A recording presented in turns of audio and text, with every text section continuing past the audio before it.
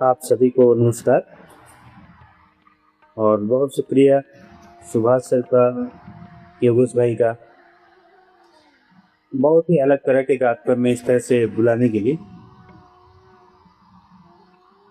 अलग इस तरह की यहाँ पे वो नहीं है, कवि और श्रोता का जो विभाजन है वो नहीं है, यहाँ एक है और वो कई मामले में एक है। जो सवाल योगेश भाई बना के भेजे थे उसमें से सिर्फ 4 सवाल पे अभी मैं बात करूंगा, क्योंकि जो 5वां सवाल है वो कल के संवाद का हिस्सा है, कविता का भविष्य, वो कविता की चुनौतियां और उसके। तो 4 सवाल है, कविता क्यों लिखता हूँ, कविता कैसे लिखता हूँ, भाषा बोध का जन्म, कविता बोध कैसे बनता है, कविता भाषा और आम भाषा कैसे अलग होगा। तो अगर आप इसे मजाहिया न लें तो मैं कहूँगा कविता ऐसे बनती है जैसे समोसा बनता है, जरूरत से। कविता ऐसे बनती जैसे भात बनता है, भूख से।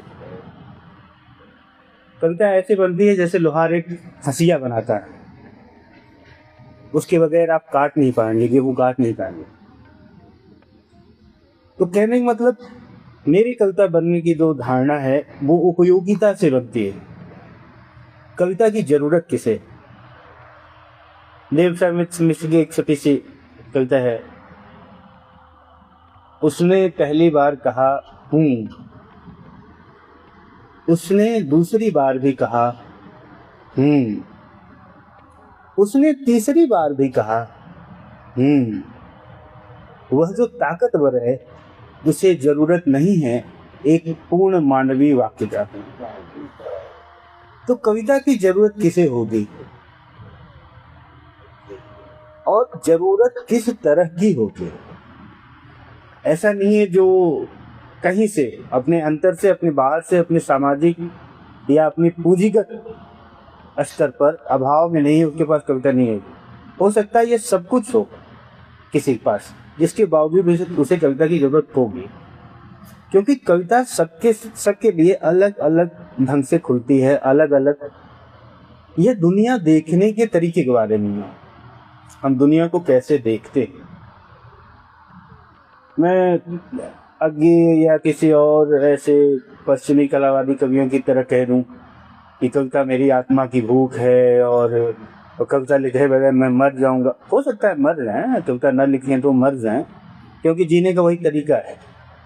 आगे तो सांस लेने जैसा कहते हैं, मुझे बड़ा पेसिमिस्टिक लगता है ये कि सांस लेने जैसा कैसे हो सकता है। आप कविता न लिखकर जिंदा रह सकते हैं, कुछ समय से जिंदा रह सकते हैं, 3 मिनट 4 मिनट तक, लेकिन सांस। तो कविता को उस तरह भी देखने का पक्षधर नहीं है ना। और पीछे 2 तस्वीरें आप देख रहे होंगे, वो जो कर रहे थे, कविता भी ऐसा ही कुछ करती है। मैं कविता को किसी कला निर्माण के केंद्रीय घटना के रूप में नहीं देखता, वो हमारी आवश्यकता है।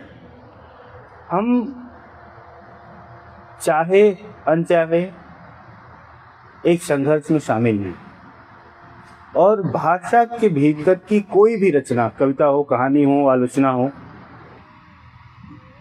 वो प्रथमता और अंततः एक्टिविज्म है।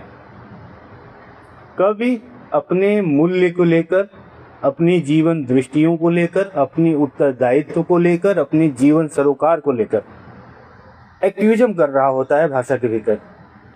चाहे वो कवि हो, चाहे वो लेखक हो, अनुवादक हो। एक अनुवादक ऐसे तो नहीं उठता एक दिन और कहता है कि मैं किसी एक कविता का अनुवाद कर दूंगा। वो चयन करता है, एक भाषा से दूसरे भाषा में कौन से संघर्ष को लेकर जाना है, कौन सी जरूरतों को लेकर जाना है, कौन से मूल्यों को लेकर जाना है, इसका चयन करता है। आप कहेंगे नहीं, तुलसीदास तो एक्टिविज्म कर नहीं रहे थे, कबीर एक्टिविज्म कर नहीं रहे थे, उस समय एक्टिविज्म इस सेंस में प्रचलित भी नहीं था। वो सब नहीं प्रचलित रहा होगा, लेकिन कभी अपने मूल्यों के प्रति तो लिख ही रहे थे, उन्हीं को केंद्र में रख के लिख रहे थे।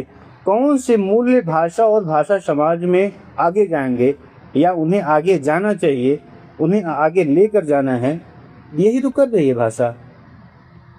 भाषा यही करती है। भाषा समाज वो पुस्तक, भाषा समाज वो मोटी सी पुस्तक आप देखेंगे, भाषा ऐसे ही बनती है।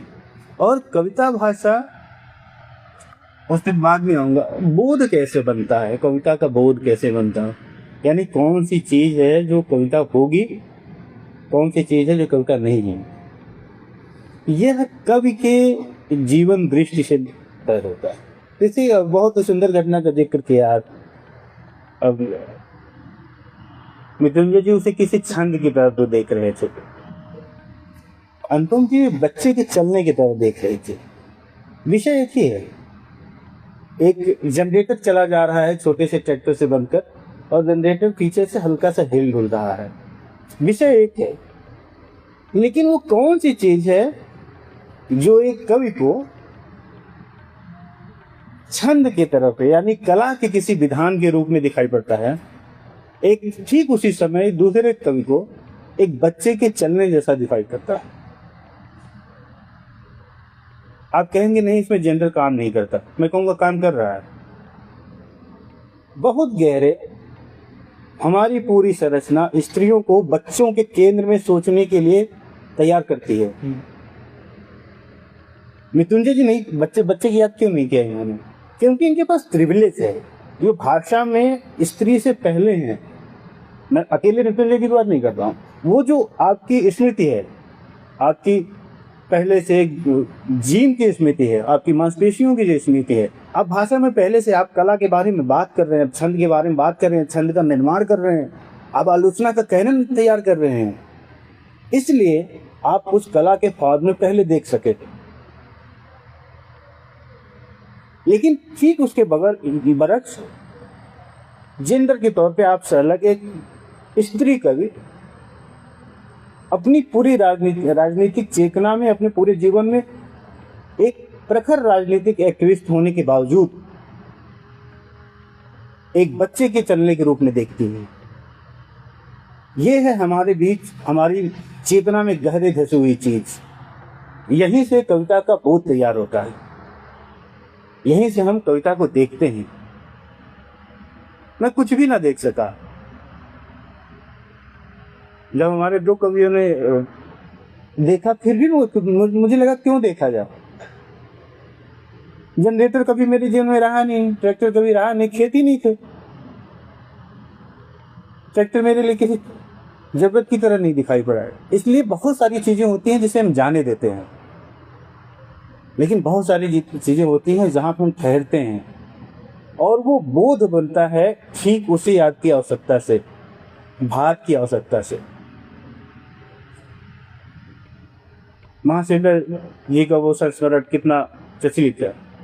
महासीता जी एक गैर आदिवासी साथी को लेकर गए आदिवासी इलाके में, और वो बहुत खुश थे कि हम आदिवासी समाज में जा रहे हैं, लेखक के तौर पे जा रहे हैं, वहाँ पे बहुत कुछ मसाला मिलेगा और वो कुछ निकलाएंगे। तो शाम को भात पकने लगा, गंध उठने लगी, और वो बहुत आश्चर्य में थे कि 10 लोगों का कार्यक्रम है ऐसे, तो भात इतना क्यों बन रहा है, 150 लोगों के लिए क्यों बन रहा है। तो पहली संशय का उन्होंने समाधान किया कि यहाँ पे ऐसा नहीं है कि आप 10 लोगों को इकट्ठा कर रहे हैं तो बाकी लोग नहीं आएंगे, वो आएंगे, आप नहीं बुलाएंगे कभी आएंगे। फिर जब भात लग गया और लोग खाने बैठे, तो वो पत्ते पे भात रख दिया गया और उन्होंने देखा कि लोग खा रहे हैं, वो गैर आदिवासी लेकर। तो महासीता जी बगल बैठी थी, उन्होंने कहा कि खाइए। वो बहुत परेशान हुए, बोले कैसे खाऊं, कुछ तो है ही नहीं और कुछ तो है नहीं। महासीता जी ने जवाब लिखा है संस्कृत में, जवाब दिया कि भूख से खाइए, बाकी सब भूख से खा रहे हैं। ये जो भूख है ये सिर्फ भात का नहीं है, कला का भी अपना भूख, कला की अपनी भूख है। कला हमारे भीतर भूख उपजाती है और भूख को संस्कारित करती है, और वो संस्कार होता है हमारे जेंडर, हमारे पॉलिटिकल, हमारे सोशल लोकेशन की वजह से। यानी हम कौन सा भात खाएंगे, हम मोटा भात खाएंगे, कि हम लाजवाब भात खाएंगे, कि हम वो 230 रुपए वाला भात खाएंगे, लेकिन काला भात खाएंगे तो 600 रुपए की बात है। ये तय होता है, यानी कौन सी कविता हम लिखेंगे, कौन सी कविता का बोध हमारे निकट होगा, कौन सी कविता को हम आगे ले जाएंगे, यानी उसे सभ्यता समाज में आगे बढ़ाएंगे कि हाँ हम इसे कविता मानते हैं और ये कविता महत्वपूर्ण कविता है। ये तय होता है हमारे उसी बोध से जिसका निर्माण पूरी समाज गतियाँ मिलकर कर रही हैं। ये हो गए आपका दूसरा सवाल। कविता बोलते एक आखिरी सवाल, कविता भाषा और आम भाषा के बीच क्या अलग कैसे है? मुझे बहुत अलग दिखाई नहीं पड़ता और मैं उसे अलग करना भी नहीं चाहता हूँ। और कवियों को ये मुगालता है या रचनाकारों को बहुत मुगालते में रहते हैं कि भाषा वो बनाते हैं, भाषा हम नहीं बनाते। भाषा किसी एक का, भाषा निर्माण एक का काम भी नहीं है। इसके बावजूद भाषा लेखक नहीं बनाता, भाषा एक बड़ा कई समूह बनाता है, कामगार समूह बनाता है। वो जो मजदूर वर्ग है सबसे अधिक वही भाषा बनाता है और उसका सबसे पहली अभिव्यक्ति जो है आप उस भाषा के सिनेमा में देखते हो। इस सिनेमा की भाषा ही कौन तय करता है? सिनेमा तो बहुत सारी कलाओं का एक समुचित प्रयास है। ठीक उसी तरह कविता या लेखनी में भी, यानी जब अवधि केंद्र में थी, जब ब्रज केंद्र में था, तब खड़ी बोली क्यों नहीं लिख लिया गया है? एक दौर था जब हिंदी सिनेमा में मिर्जा गालिब, मीर, मजरूह ऐसे शायर अपनी पूरी मौलिकता के साथ मौजूद थे और उन्हें सुना जा रहा था। वो अपनी भाषा का जो एक्टिविज्म करना था, हमें मताए पूछा वो बाजार की करे, उठती है निगाह खरीदार की तरह। आज के भाषा समाज के सामने ऐसी कलात्मक अभिव्यक्ति सिनेमा में रख के देख ले, वो विफल हो जाएगा। क्योंकि जो भाषा समूह है, हमारा समकालीन भाषा समाज है, वो उससे अधिक सरल की ओर गया है। उस सरलता में बहुत सारा कूड़ा करकट भी है, लेकिन मुझे उम्मीद है कि वो छट जाएगा। इतना हताश होने की जरूरत नहीं है, मैं नहीं होता, लेकिन बहुत कुछ, यानी कठिन से सरल की ओर। भाषा हमेशा कठिन से सरल की यात्रा ही करती है। अब कविता भाषा भी देखेंगे तो हिमाबुतुंद सिंधु से प्रबुद्ध शुद्ध भारती स्वयं प्रभात है, समुज्जला की पुकारती। आज के किसी व्यक्ति को आप ये कविता पढ़ा के देखिए, मृत्युंजय जी तो अभी से मुस्कुरा रहे हैं। लेकिन हमारे आज की जो कविता है वो सीधे कहते हैं कि हमारी दुनिया के तमाम बच्चे एक दिन आएंगे और मटिया मेट कर देंगे। यहाँ भाषा की कलाबाजी नहीं है। भाषा कोई ऐसा टूल नहीं रह गया जिसको कलात्मक ऊंचाई दे देना बहुत अनिवार्य है। ठीक है, वो काम करती है, लेकिन कभी बात करेगा। कवि के सम्मुख दूसरी चुनौतियां हैं और वो चुनौती मूलतः भाषा की नहीं है। वो एक ऐसी दुनिया के बारे में है जिसकी, एक ऐसी अनैतिक दुनिया के बारे में है, युद्धों की ऐसी दुनिया के बारे में है जिसका मुकाबला हमारे समय के बच्चे करेंगे। तो वो भाषा, आम भाषा या ये भाषा, इसके बहुत चक्कर में न तो कवि को पढ़ना चाहिए न तो पाठक को पढ़ना चाहिए। और भाषा प्राथमिक, भाषा कपड़ा है, मनुष्य का कपड़ा है। उसका कपड़ा ही आपको अच्छा नहीं लगेगा, आप तो उसके पास ही नहीं जाएंगे। उसका पहनावा ही अच्छा नहीं लगेगा आपको। आप बनारस में चले जाएं, आप पहनावे से तो बहुत कोई पहचाना जा रहा है, लेकिन पहनावे से देखकर आप जान जाएंगे कि इसके निकट नहीं जाना है, ये गाली देगा। आप समझ जाएंगे उसका पूरा पहनावे, मतलब सिर्फ कपड़े की बात नहीं कर रहा, जिसको बॉडी लैंग्वेज, वो सिर्फ वही नहीं पहचानते, हम भी पहचानते हैं।